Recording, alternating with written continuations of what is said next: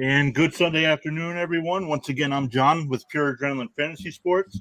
Once again, here with my co-host Sean, and we are joined today by Payo Time, LA Rams YouTuber. Guys, good afternoon. How are you both doing today? Pretty doing good. well. Good. Who are your teams playing today, Sean? Ravens. In Baltimore? Yeah.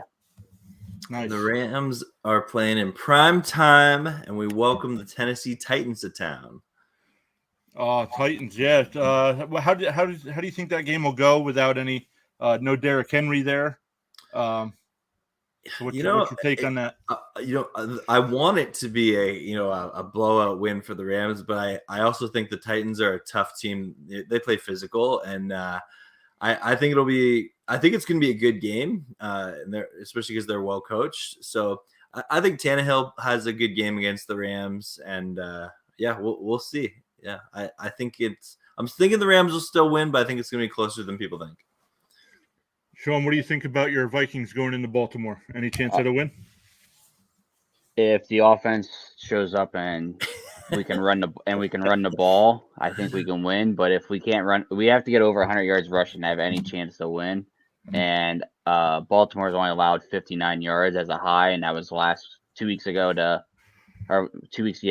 Cincinnati. So it's going to be tough, I think. But I think that's the only way to go to victory at Baltimore and try to tackle Lamar Jackson. Yeah. Now, Payo, with the Rams playing on Sunday night, are you going to watch, or are you looking forward to any of the 1 o'clock or 4 o'clock games? Oh yeah, I love all. I try and watch all the football games as much as I can. I'll have my eye on the Red Zone channel. Probably flip between the different games. Definitely, looking forward to seeing Jordan Love, in his season debut with the Packers. I'll be watching that Niners and Cardinals game. And, I wouldn't mind if the Broncos could somehow beat the Cowboys because that helps the Rams. And I also think that I always love when the Falcons and Saints play. Often, that's a good divisional matchup too. Yeah. How about you, Sean? I know you have the 1 o'clock game, but any other games you're looking forward to today? I think the 405 game with the Eagles and Chargers. I think that's a big deciding game. Chargers got to bounce back from some tough losses, and the Eagles. I mean, the division's pretty much over for them. The Cowboys are running away with that one, but Jalen Hurts. I mean, he had a lot of preseason hype, and he hasn't lived up to that yet.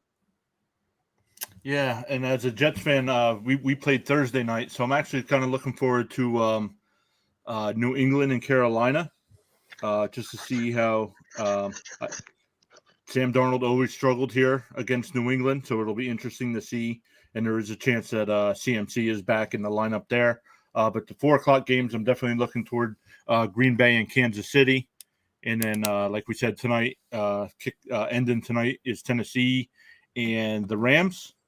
And Monday night is Chicago and Pittsburgh. You guys have any fantasy guys in the Monday night game? Yeah, I have the kicker for the Bears, and I have the Steelers defense because I feel like you're probably going to see TJ Watt have a lot of sacks in that game. Yeah, so I only have the Steelers defense in that game in all 4 of my fantasy teams. Yeah, Nice. Yeah, that was my waiver of the week, the Steelers defense, because anyone that plays Chicago right now, you almost want to pick them up because you're going to get turnovers or you're going to get a lot of sacks. Yeah, absolutely. Any of the other quarterback matchups you're looking forward to? Sean, who's your fantasy quarterback this week?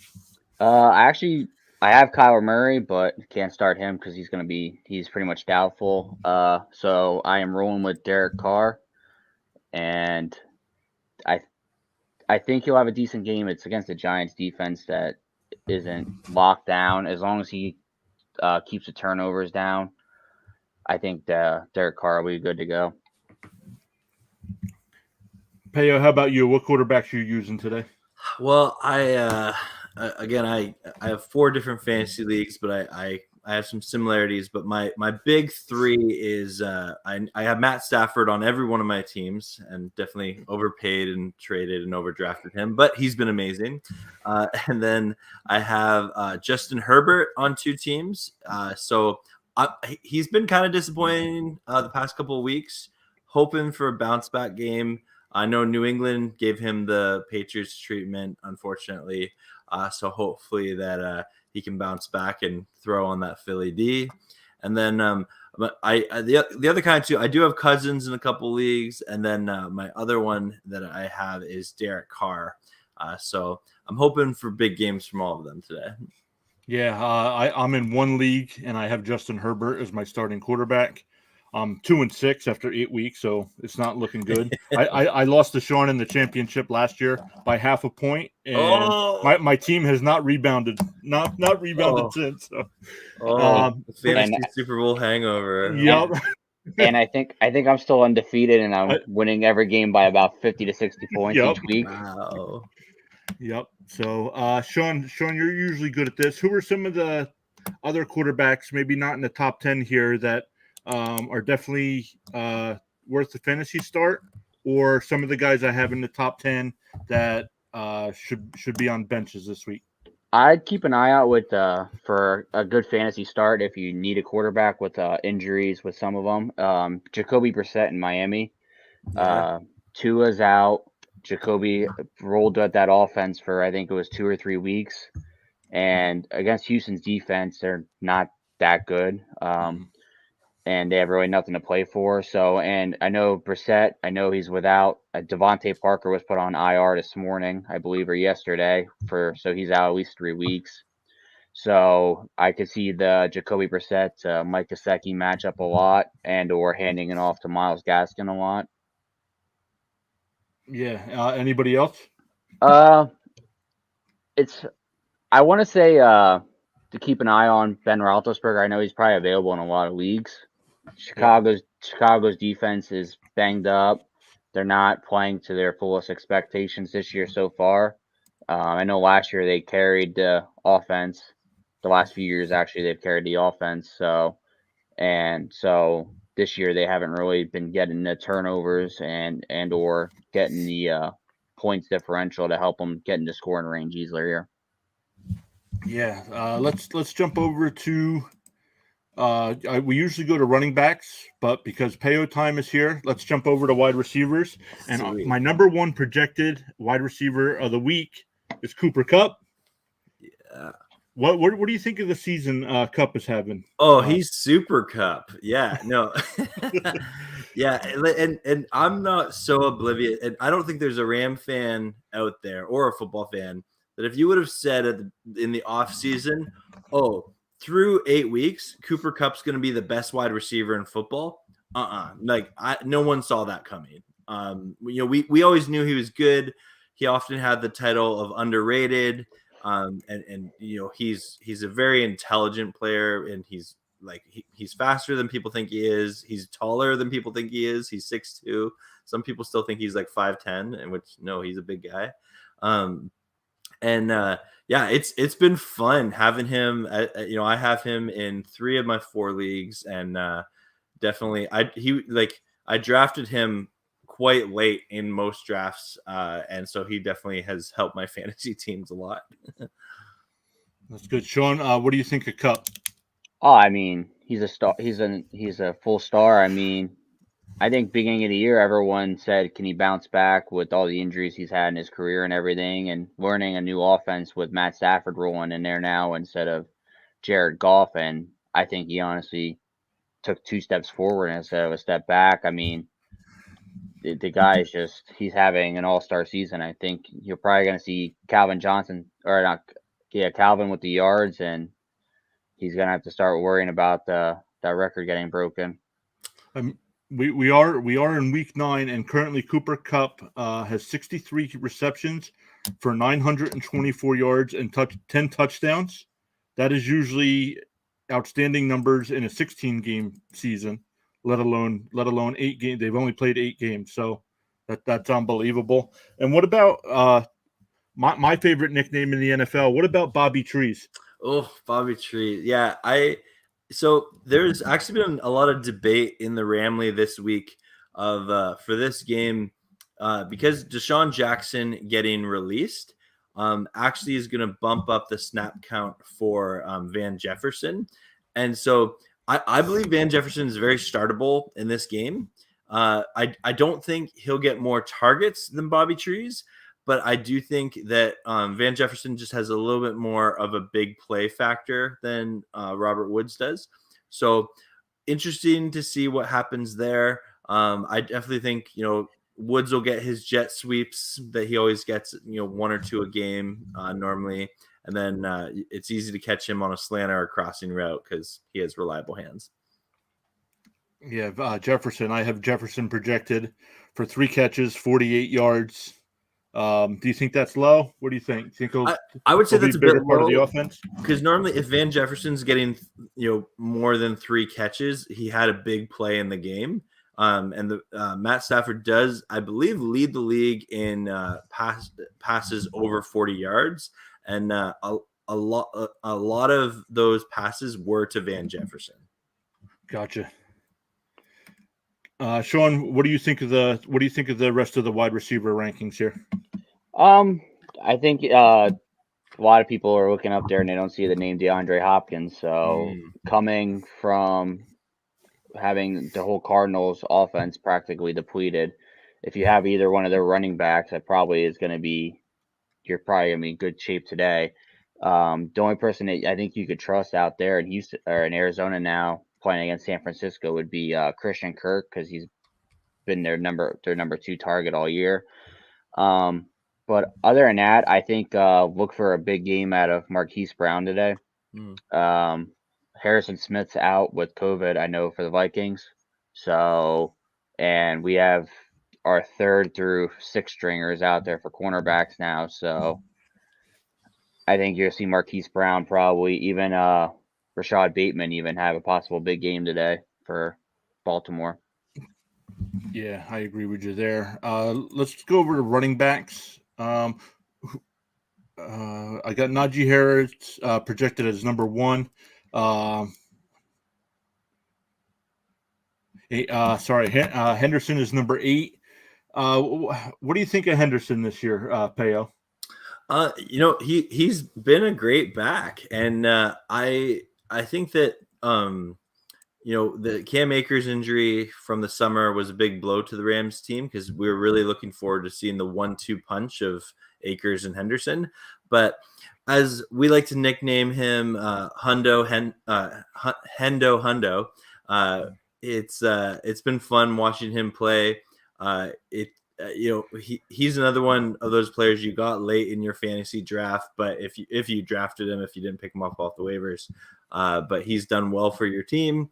I just think because of the nature of the Rams offense being so pass heavy this year, Henderson will always kind of have a safer floor, but his ceiling does have limits to it. He's not someone like an Alvin Kamara or a Harris or a Taylor that is going to go 150 for 3 touchdowns in a game. But seeing Hendo, get over 150 all-purpose yards, with passing and running the ball isn't crazy. There's normally 1 or 2 drives he takes off a game and Sony Michel comes in. But yeah, I think he's a solid play this week against the Titans. Yeah. Sean, what do you think of our running back projections here? To continue with Henderson, I drafted him. I think I drafted almost the second to last pick in 2 of my leagues, and he's been my life savior because I usually thrive on people that have injuries. Like last year, I picked up like Mike Davis when CMC got injured, and then I thrived on him. And Dalvin Cook, I'd have Madison usually as a backup rolling with it because I know they're always injury prone. But I think Henderson's getting the job done there. For the rest of projections, I know CMC, they just said on NFL Network he's active today, first game since week 3. So I think keep an eye on him, see how much they actually use him against New England. How much do they want to chance him being possibly injured? That's the real question now. Is he's glass bones there. I mean, you touch him and he's joining the ranks of a lot of other running backs like Dalvin Cook and Nick Chubb that they're good when they're healthy and when they're not, they're injury prone. But I think that the running backs, like I said, out of Arizona, Connor and Edmonds, watch for them to have a big game today because Colt McCoy isn't going to be throwing the ball a lot. And also Elijah Mitchell, I think in this season alone, minus the week he's been injured, I think he has 3 or 4 100-yard games already of rushing yards for them. So with Jimmy G not being the quarterback like everyone thought he would be, learning from Tom Brady, that I could see them handing the ball off down there a lot. Yeah, and what do you think? I before the season, I actually thought Garoppolo would have been traded, and they just sort of went with Lance. Why do you think they kept him? I think to try to give him the Jimmy G learn from Tom Brady, so have Jimmy G teach Trey Lance, and then when he got injured, they put Lance in, and Lance got injured, and now they're kind of waiting for him to come back. I would say by week like 11, 12, maybe even 13, you'll probably see Trey Lance being named the starter over Jimmy G, just for the fact that the playoff chances will probably be gone by then, and what does he have to lose, sort of thing. Yeah, absolutely. Tayo, who are some of your running backs that you use in fantasy football? Yeah, I have a bunch. I definitely have Dalvin Cook, and then I have and Gibson's on bye this week. I am playing Cordell Patterson because I have to, not because I want to this week. And then in my biggest league with a massive roster that's borderline unhealthy, but I love it. I am because I was a Hubbard owner and he did well for me, but with CMC back, I gotta pivot to Javonte Williams with Denver. Yeah, what do you guys think of that matchup? He's going up against Dallas. Yeah, I don't know much about the Dallas defense. Being a Jets fan, I kind of watch more AFC games, unless Dallas is a primetime game. Sean, what do you think about that matchup against Dallas? Devontae Williams, it's hard to say. They kind of have the running back by committee there with Melvin Gordon, so whoever has the hot hands, like if one person has 1 or 2 good drives, they're going to roll with him over the other one. I know there's been a couple weeks this year that they both even had like almost equal yardage and fantasy points. So it's kind of hard to trust anybody in those lineups with them. I would say you almost got to break on one of them having like Devontae Williams or even Melvin Gordon have a touchdown to be fantasy worthy, because they're not going to go out of the way and have that 75-yard touchdown run. Neither have that speed anymore. But do you think I'm right to play Williams over Hubbard though? Absolutely. Yeah, I agree with that as well. Yeah, unless CMC goes down like he did against Houston in week 3, yeah, you're not going to get much out of. They're not going to trust him, especially they're in Carolina. So, the fans are going to want CMC on that field if they can. Mm-hmm. They are saying that I do see a breaking just on the NFL.com kind of player bio that McCaffrey is going to be on a snap count today. So yeah, I don't know. My guess is if he is on a snap count, my guess would be they probably try to save him a little bit for the second half, especially if say they get the ball first and can get some points and get a lead. They might kind of save him for the second half a little bit. I don't know. I mean, that's tough having McCaffrey and Hubbard. So, yeah, I would say if with CMC, they're probably going to use him more for running purposes. Probably use Hubbard more out of the backfield for the fact that less of an impact hit with him getting the ball thrown to him. I mean, running the ball, you're not going to have that person come out of nowhere and give you a pop. Where CMC, if he catches the ball out of the backfield, unless he gets out of bounds, which we all know he doesn't like doing that, that he's going to be one to get popped out of the backfield. So I would say more running plays are going to be the CMC, and then the more passing plays will be where you see Hubbard in the field for that. Well, and the reality is, if you are a CMC owner and it's hurt you the past number of weeks not having him available, you have to play him.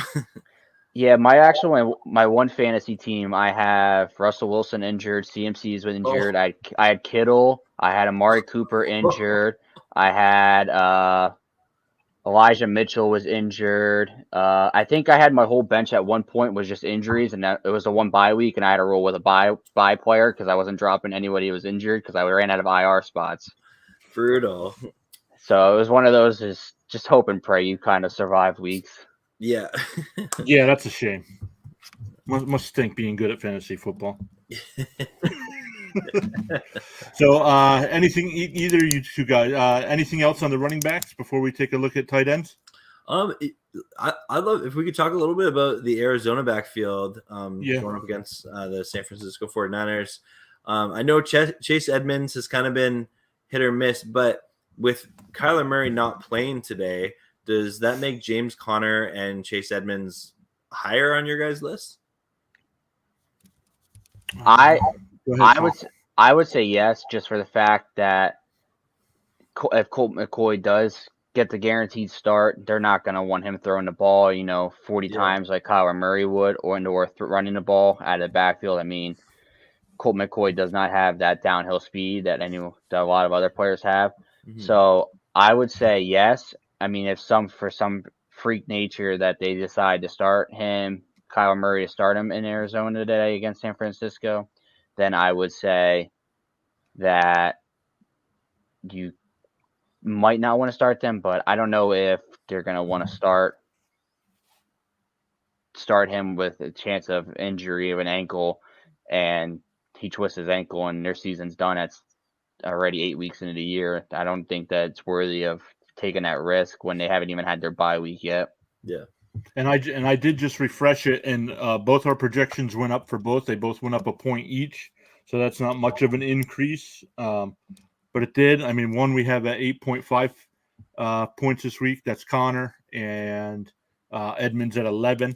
Now I know Connor's been getting the goal line touches. Is that right? Yeah. Connor gets the goal line touches. Edmonds gets the 20+ yardage ones away usually and gets him inside. Yeah. I am seeing here that Adrian Peterson will be the Titans' lead running back tonight against the Rams. Are you playing AP? Probably not against the Rams defense. I believe the Rams. Let me look. The Rams, in fantasy wise, they are 18th in fantasy points allowed. So. Yeah, we're bend but don't break defense against the run. So. Yeah, and I also saw Von Miller is inactive tonight too. Yeah. Oh wow. Yeah, I think they're gonna probably give him more time to learn the defense and then start killing people next week on that defense. Yeah. Payo time. I know you put a video out, and I sent you a DM when that trade happened. But what was your response? And then what's your response to the Rams always trading away draft picks? So when I got the notification from multiple news sites that Von Miller had been traded, I was at work. I was in a meeting, a very important meeting for my job. And hey Tribe, good to see you. He's one of my subscribers. He says he's going with Bobby Trees for the first touchdown tonight. Oh, I'd be okay with that, Tribe. Yeah. So I was actually a very important meeting for work, but my phone kept blowing up, and so I turned on silent and it just vibrate. And the people I was in the meeting with, they were like, "Do you need to take that?" And I'm like, kind of. I did. And then they were just like they were like, well, tell you what, let's take a 5-minute break and then come back. And so then I quickly made a reaction video to it to post about it, and I was like, this is insane! Like, Von Miller's coming to the Rams. I love it. There's definitely a lot of buzz within the Ramley about it, and I love that he actually isn't playing this game because I do know he's got to learn the defense, first and foremost, but also the rookie linebacker Ernest Jones has played well. He played really well against the Texans last week, and I want to keep him playing, especially because if we don't need Von Miller was traded to win the Super Bowl, and so that's why we want to have him fully healthy. And if him sitting 1 or 2 games, gets him 100%, that's definitely what I want, because we have primetime this week, Sunday Night Football. Then we have Monday Night Football next week against the Niners, and then it's our bye week. So I'm happy if Von Miller is healthy. But in regards to the Rams, like trading away draft picks, I love it. It's so entertaining, and like what people don't like, people freak out about it, but like the Rams are projected to get 4 or 5 comp picks next draft. So like, we still have 4 late round selections. We're probably going to get we're definitely getting a 3rd round comp pick. And then we're probably going to get a bunch of 4th and 5th.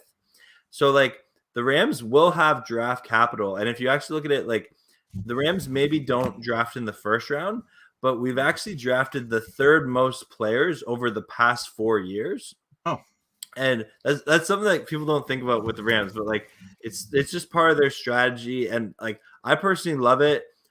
They definitely value the 1st round draft picks, differently than other teams, because really the main benefit you get with the 1st round pick is if you draft a starter, then you get the option of a fifth year option, which, okay, cool. But ideally you're drafting at least 1.5 starters per draft. That's kind of the Rams like formula. And if you have a draft where you're drafting 2 or more starting players that start for your team 3+ years, that's how you get a team that's routinely competitive. And so if you break down like Les Snead and the Rams drafting model, it's actually really interesting. And because of the comp, it only works because of the comp pick formula to it in today's NFL. But I'm surprised not more teams are doing it, because the reality is the Rams have had a better record not drafting in the 1st round than we did for many years when we had top 5 picks. Yeah, and I just looked. I looked over at I don't know if you guys go to tankathon.com. They'll tell you what the power rankings are for the draft. They are last right now, but they still do have 8 draft picks. All of them are after pick 100, though. So you're losing on that top tier talent, but you never know who you're going to find. Remember, Tom Brady was pick 199. So you never know what you're going to find. That's just how many 1st and 2nd round players don't work out in the NFL. Yeah, that, and I look at the fact that you don't need to draft players if you can go out there in free agency and you sign the players you want that you already know how they're going to play. I mean, you're not going to go out there and you're not going to go out there and win the draft with 1 player, but you could win your season with some free agency. I mean, look at this year; they didn't have to really draft anybody, and they still are technically tied with the 1 seed. So I think it comes down to it is if you win free agency, you kind of don't need to draft. But if you lose free agency, you want to have that draft aspect as well to follow up and have a good season to follow up with that. So I think trading 1st and 2nd rounders is honestly the smartest decision possible, because like you said, if I'd rather draft late 3rd, 4th, 5th, 6th, 7th rounders than a 1st and 2nd, and that'd be a bust. I'd rather lose out on it in the 3rd round, and either it's a win and you get a huge victory with them, or you lose out and it's kind of like, all right, you lost a day 2 or day 3 draft pick. Well, and like probably the best example that in recent memory for the Rams is, so they drafted John Johnson, I believe, in the 5th or the 6th round, but because he developed into such a great safety, they actually ended up getting a 3rd round comp pick for him after he left and signed with the Browns, because the Rams couldn't afford to re-sign him. But okay, he lost. But if you look at the formula to it, where it's like, okay, we drafted him in the 6th round, he was a starter for us for 2 years, and then he walked, but we got a 3rd round pick comp on him. Yeah, so it's like you won that, and like I said, I mean, you go out and you win free agency. You have Jalen Ramsey on that defense. You just traded for Von Miller. You got Matt Stafford already in that trade. You got Cup and you got Woods. You got decent tight ends. So it's like you look at it as the aspect of when Cam Akers comes back, look at the games he played last year. He was a stud. So when he comes back, if he comes back and he's healthy and he can play, I mean, he has plenty of time to recover from it. Well, So if he comes back, he'll be the number one there. And honestly, you probably could almost trade or release Sony Michel and get something for him maybe if you trade him away even. Yeah. And Akers is actually projected to come back for the playoffs this year, which is pretty cool. Oh, they're actually saying he's going to come back. I thought they said he was done for the year. No, his recovery's been going really well, and Sean McVay said that they're hopeful that he's back for the playoffs. So, we got a question here from Nick. We do have a question in the chat. Schultz or Goddard, full PPR. Good question. Sean, what's your take on that? While I look over at their projected stats. I asked you this question earlier about Schultz. So since you told me to go with Schultz, I'm going to say go with Goddard on this, just because you're normally wrong. So I like Goddard for the fact that he's the only tight end on the team that they trust. He's a big red zone target. I mean, I think he's like 6'2" or 6'3", so he's big in size and he can overwhelm people and push them out of the way and do whatever he wants. I think if he could end up getting the ball more, kind of like, George Kittle, Andrews, Kelsey, and Waller get the ball more, I think he could honestly be a top 5 tight end in the league. I think he just has the pure talent to be that because he's got speed even, which is unusual for tight ends. But I just think Goddard's going up against the Chargers, which the Chargers are going to lock down Devontae Smith. They're going to lock down Rieger. I think it's Watkins or whatever his name is. So I would say that, and I don't know if Miles Sanders is back yet. I don't believe so, but the Eagles have proven that this year that they'd rather run Jalen Hurts over any of their running backs. That I just think Goddard's to probably go to. Yeah, Peyo, what's your take on the tight ends? Yeah, I'd go Goddard in that situation, just for what Sean said, but also just with Schultz, he's always lost in a crowded Cowboys offense. And I do have Goddard projected at 12 points. The Schultz is 10.8, but he's got the easier matchup going against the 29th fantasy defense, where Schultz is going up against number 4. So we do have another question here. Let's bring everybody back on screen here first. Hope 3 of you are doing well. Judy, Tony, or Emmanuel Sanders in full PPR. Either one of you take that one first, and I will look over at the projection. I'll let you go first on this one. All right, Paz, you have a dilemma, my friend, half an hour before the 1 o'clock game starts. My gut instinct is I don't trust Jerry Jeudy game to game, but it's tough. But yeah, I'd go Tony and Sanders in the full PPR format. Yeah, I don't like Jeudy for the fact that he's coming back from injury. The fact that I don't know how he's going to play coming back from injury, but I like Tony just for the fact that Sterling Shepard is injured yet. So Tony's going to get the ball a lot more. With the Raiders defense, I mean, they're not locked down, but they're not going to let up the big passes. So I would say Tony's going to get you the more, where Sanders is a third stringer to Beasley and Diggs. Yeah. And going up against the Jaguars, they could end up getting a 20-point, 30-point lead, and they might just start sitting everyone down and just let everyone rest, because no reason to risk injury in a game that you pretty much are going to win. Yeah, I was trying to bring those up in the comparison thing, but the stats aren't loading for some reason. So let's take a look here. We got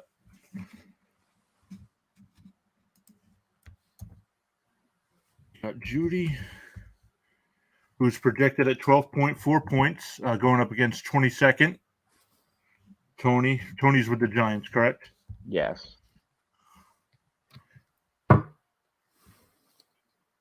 Tony at 12.6, so they're kind of even right there. both about 4 to 5 catches, both between 60, 65 yards, 30% chance at a touchdown. Tough matchup for Tony this week, going up against the number 4 fantasy defense. And Sanders was the last one. I just think that I think it's a big game for I Giants. do have Sanders at 13.6. Jacksonville is 25th against fantasy wide receivers. And I believe I have Beasley there on the list ahead of him, but I believe he's either questionable or he might be out. They said they're waiting to see if he's active or inactive on NFL. I just think with Tony, I think Daniel Jones has a lot to prove.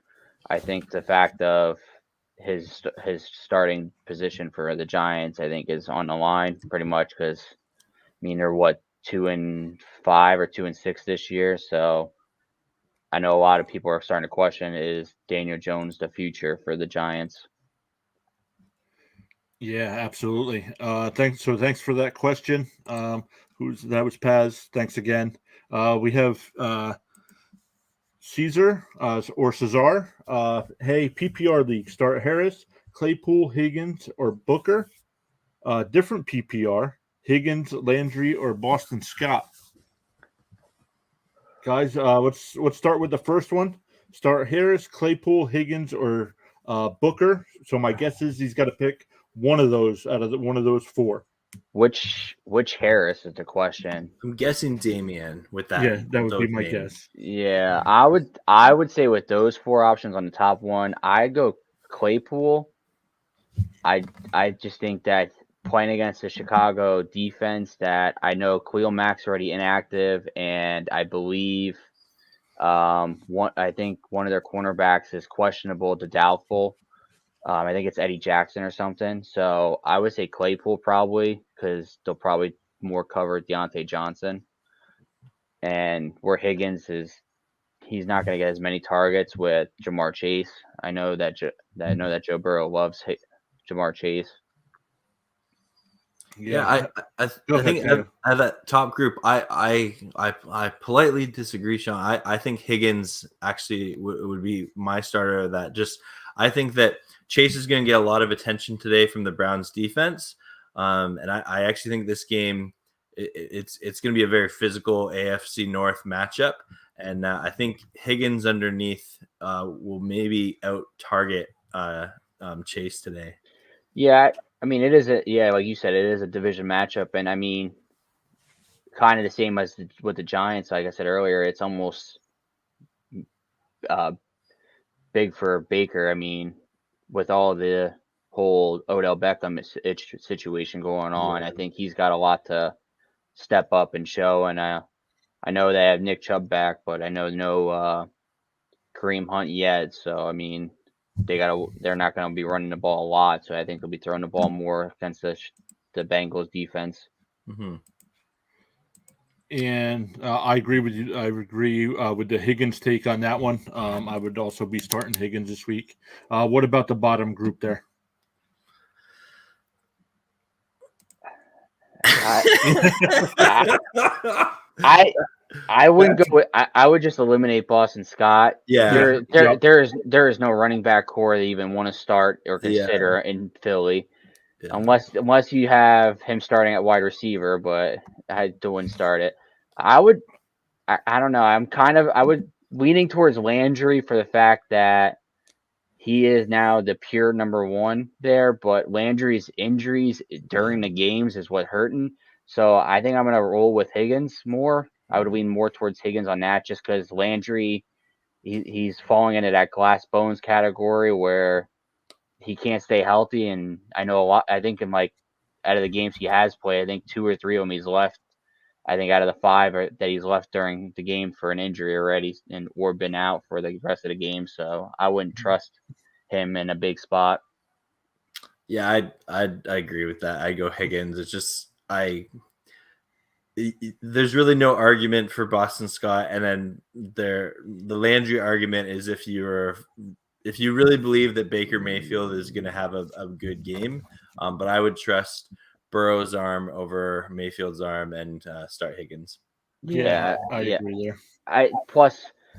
I think you're going to see more touchdowns thrown from the Bengals than you will from the Browns. The Browns, once they get inside the red zone, they've proven they don't really throw much, so it's more downhill running. Mm-hmm. And before I get to the next question, Paz just chimed in, said thank you. I was hoping Judy would pick up where he left off, but you all have a point on Tony. I'm a Giants fan. I just don't know what the hell they're doing. Because of where I live, I get a lot of Jets news, Giants news, and Eagles news. And the Giants, they don't know what they're doing. And then they talk about, well, if they get rid of the GM, are they going to keep the same head coach who's only been there for 2 years? I mean, if that's an issue, you got to clean house and start over. I think I think all Giants fans, from the time they signed that head coach, they all scratched their head and said, "What the hell are we doing?" Yeah. And I'm not. I think I'm right, but I believe Saquon Barkley's on contract season, so Yeah, he's got it. He's got his 5th-year option next year, so they'll have to decide what they want to do. I honestly don't even see him wanting to be there anymore because they're not building an offensive line for him to run. And I mean, he's proven that he's got to go over the top. And what's that shown? He's tore an ACL after he was already injured in that game last year, and they brought him back out and he re-injured it again. And then this year, he rolled up his ankle on a play just walking off the field pretty much away from the ball. So I see him. He belongs, honestly. I mean, Saquon went to school down the road from where I live and all that. So, I mean, I'm a big fan of him. I do like him because he's a hometown guy, but he belongs on a team that's going to use him to his fullest expectations. It's kind of like CMC. They're not really getting expectations out of him. Like, you're kind of wasting his prime days. Yeah, and I know when the Giants picked him at 2, a lot of fans were upset. You don't pick, even though he's a great talent, you do not take a running back at 2. Their careers are not that long. A good running back will play until he's 30 before he falls off. And Barkley's wasted his good years injured. So. Yeah, and I know they even thought about trading up in that draft to get the number 1 pick to take him. Even I heard that year. So I mean, if I was the Browns, I probably would have listened to that offer all day. If you're going to get the number 2 pick and you get probably other picks with it. Yeah, why? Maybe they didn't want. I know they really wanted Baker, but if you do trade back, even though it's with a team like, say, if the Giants did go up to 1, there's still that chance somebody trades with the Giants then and takes the guy you wanted. I also know then that, I mean, you look at it back at that draft, the number 1 and number 2 pick. I think both players they probably won't even get their contract picked up for a 5th year. I mean, both of them in a contract year, and both of them haven't done anything to the expectations that they said they would end up being. And so I think that could be big on them. Yeah, passes. Quentin Nelson would have been better at 2. Absolutely. I mean, you do not take a running back at 2. And I think that was the year that the Browns, didn't they? I think they drafted Nick Chubb that year. Was it that year? I think it was. Go back and look. Yeah, they drafted him later in the draft. Yeah. Yeah, because that was the year I think that they debated Barkley, and then look at what happened. I mean, Nick Chubb's outplayed him every year, even this year when they both been injured. So let's get back to some questions here. We have Solomon asking, is Amari Cooper bad at a flex? I don't think so. I haven't projected at 16.3 points this week, 6 catches, 76 yards, and a 60% chance at a touchdown. They are going against the number 6 fantasy defense. He's averaging 16.8 points a game. Sean, what's your take on Cooper this week? Whose other options? I know he is banged up. So that comes down to what's the other options you have? Are there other players that you could possibly put in? I know him and CeeDee Lamb are both banged up. So it's hard to – I mean, it all depends. If you have other players that are worse, then obviously go with Cooper. But if you have someone else that you could possibly put in that plays better. He is listed as active for today's game.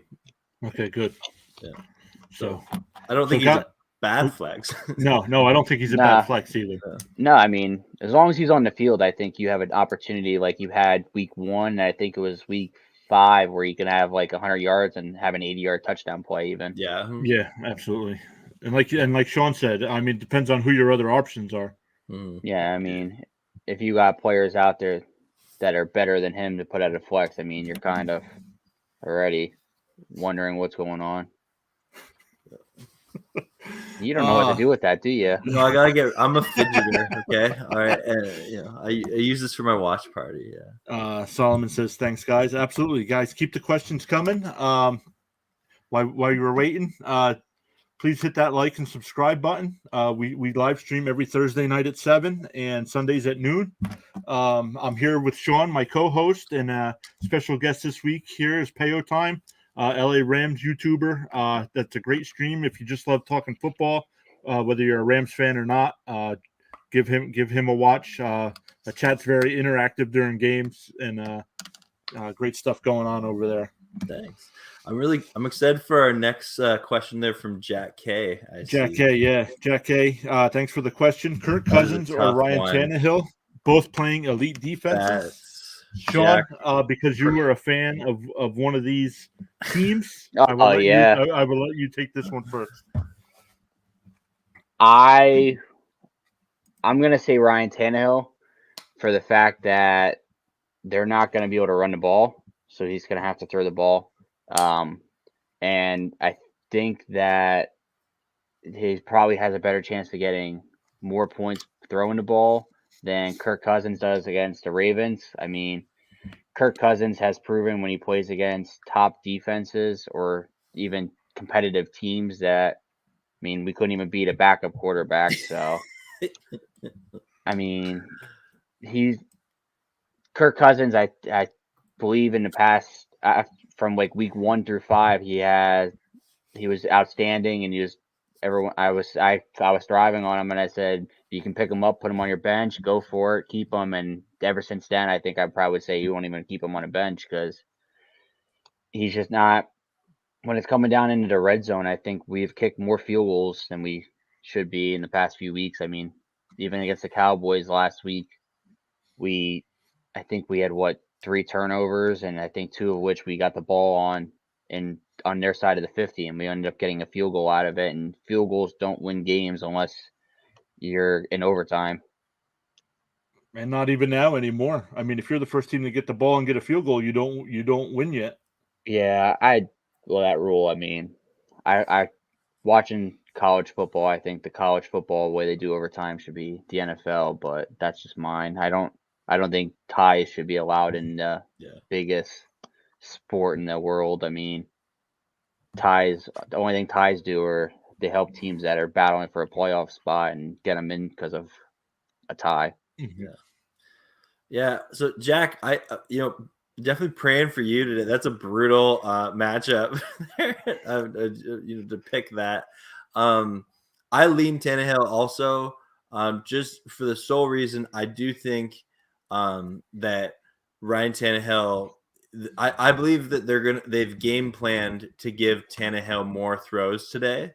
When you lose Derrick Henry, like regardless of signing Adrian Peterson, your run game gets worse. That's just the reality of it. And Tannehill's, he's more efficient than people give him credit for. When he does have the ball. But yeah, I could see Tannehill getting more opportunities this game than Cousins. So for that reason, I'd go Tannehill. But that's a tough choice. Yeah. Thanks, guys. Yeah.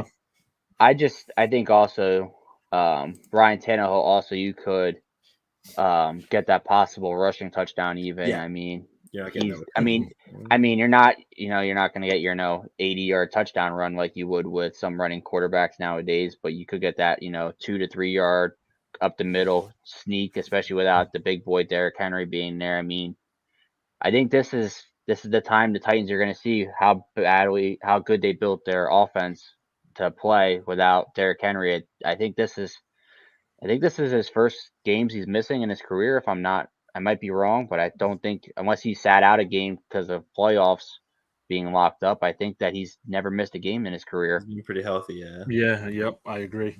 Extra Point Podcast is here. It says, "What's up?" He does have a question here, but I want to say, "What's up?" to Extra Point. He was one of our first followers and one of the first people that subscribed to the channel. So Cool. thanks for coming in. Do I start DJ Moore, Mike Williams, or T. Higgins? I'm a little nervous to start Moore and Williams recently. Yeah. Williams, before I let you guys chime in on this, Williams has been, I don't know if he's injured or if defenses are just keying on him more, or Sean, you're shaking your head. What's going on there? They got a guy called Austin Eckler. Yeah. You don't got to throw the ball. I know Mike Williams, I mean, I drafted him like 16th round in my one draft. He's been great for me, but he's killed me with his bad weeks. I mean, he's either having a 100-yard game and 2 touchdowns, or he's having a 10-yard game and 1 target and 1 catch. So I would say go with DJ Moore personally over that. I just think DJ Moore, he's the number 1 down there, especially if they start trailing. He's proven that he can run around the field and break open. And T. Higgins, I mean, we've gone over his point with Higgins already. I just think that Williams, I would kind of wait and see. I would want to see back-to-back good weeks come out of him. Since I think week 4 he's had 1 good week, 1 bad week, 1 good week, 1 bad week. So I wouldn't let your fantasy week be thrived on Mike Williams having another bad week. Yeah, Peyo, what do you think of these 3 guys? Yeah, 3. I lean T. Higgins out of the 3 myself for a lot of the reasons I said before. I think it's a week in a game in a tough divisional matchup that T. Higgins sees his targets and gets his opportunities. DJ Moore playing the Patriots is always a tough go, and the reality is Sam Darnold just has not looked good throwing the football. And so when your quarterback's not playing well, it's tough for your receivers to have big days. Yeah, but on the side of Sam Darnold, even thinking about it, I mean, I think me and John had this talk 2 weeks ago. I think it was when CMC plays. I think okay. I think that opens up the offense more because DJ Moore. I mean, when Sam Darnold's got to throw 35 times, 40 times a game, that's usually ending up in a loss. They're usually trailing that game. But if he can limit it to probably, I would say 20 to 30 as a high, I think they've won more, because I think if you can run the ball, I think that would open up their offense a lot more. When they have to throw the ball, you're kind of depending on DJ Moore, because Robbie Anderson still hasn't woken up from last year, and I don't know if you can really trust any of their other players. Yeah, Terrence Marshall has been injured, so yeah. Yeah, he had a great preseason, and he fell off. Yeah, absolutely. That's we do have some more questions here, so guys that are still watching, keep the questions coming. He says Judy or Waddle. He sent another one. It says for flex, Judy or Waddle. Sean, what do you think? I like Waddle. Yeah, just because Texans. Yeah, Texans. He's their number 1. I mean, I think I'm pretty sure Preston Williams is even injured for the Dolphins. So without Parker and Williams, you kind of got just Waddle, Gaskin, and Gesicki down there. Peyo, what do you think, Judy? Yeah, Waddle. No, I'd go Waddle solely because I think that's gonna be a pretty entertaining game, the Texans and the Dolphins, just because they're 2 teams on the same level. But I think Waddle could have a game today. Yep. Yeah. Go ahead, Sean. I could see this being the highest scoring game of the week, truthfully. You see 2 bad defenses locking down with 2 offenses that could just score. I mean, the Texans have proven that they can score pretty good. I mean, look at against New England. They scored, I think it was 30 points in a loss. So, I mean, and Miami, I mean, they could score when they want to. It's just I don't know. We have Paz saying, "What time do you all normally start your stream?" I just subbed, so just want to hop in every couple of Sundays and give some love. Paz, first off, thanks for the sub. We do live stream every Thursday at 7 Eastern time before the Thursday night game, and then Sundays at 12 noon Eastern time as well before the 1 p.m. kickoff games. So thanks for the sub, and we do have one more question here from TS. Julio, Sanders, or Melvin Gordon flex? I'm gonna let you start. Ooh, I'm hesitant to start Julio just because I do think he gets the Jalen Ramsey treatment if AJ Brown doesn't play because it's a late game, so you have to make a choice there for your flex. I'd go Melvin Gordon. That's my gut. Yeah, I'm kind of leaning the same way. Julio, I know AJ Brown's questionable, and I think they said Ramsey was questionable too, but I think that you have a better option with Melvin Gordon going up against that side of the ball. Running wise, I think you're probably gonna get a good. I think almost overall, I think he averages like 100 yards overall yards a game. So. Mhm. I think if it's full PPR, I think you end up getting a few points with catches, and then his rushing, and then the upside of his rushing touchdown or a passing touchdown. For sure. Hey, Toon Link Man, he's another Rams content creator.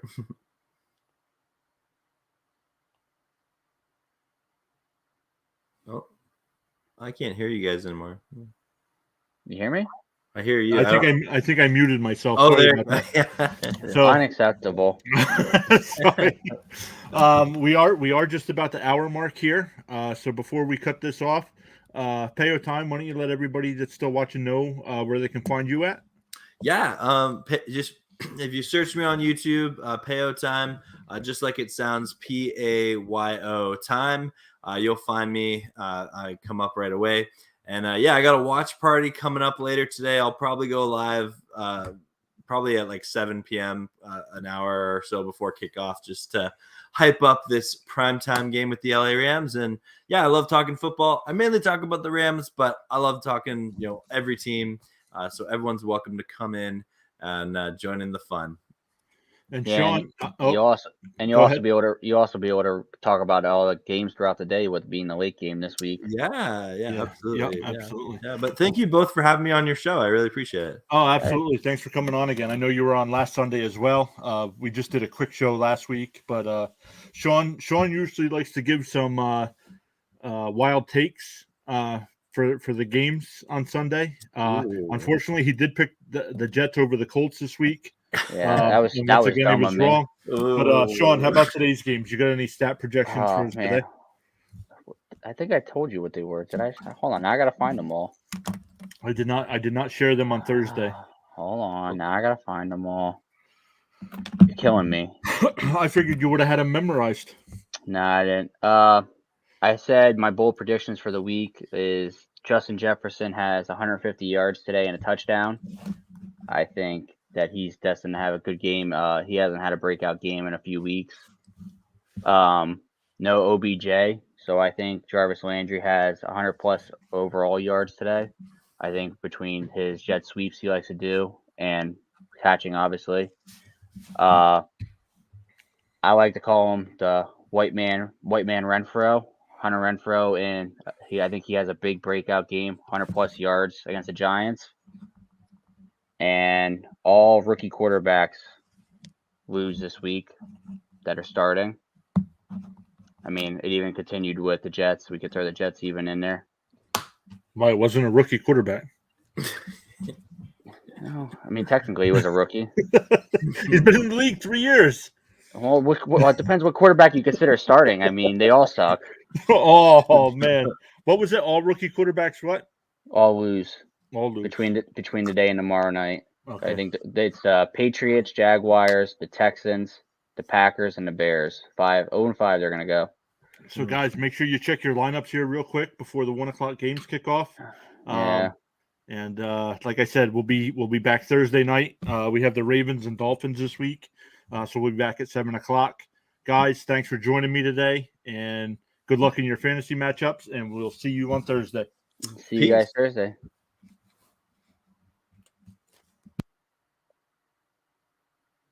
See. All right.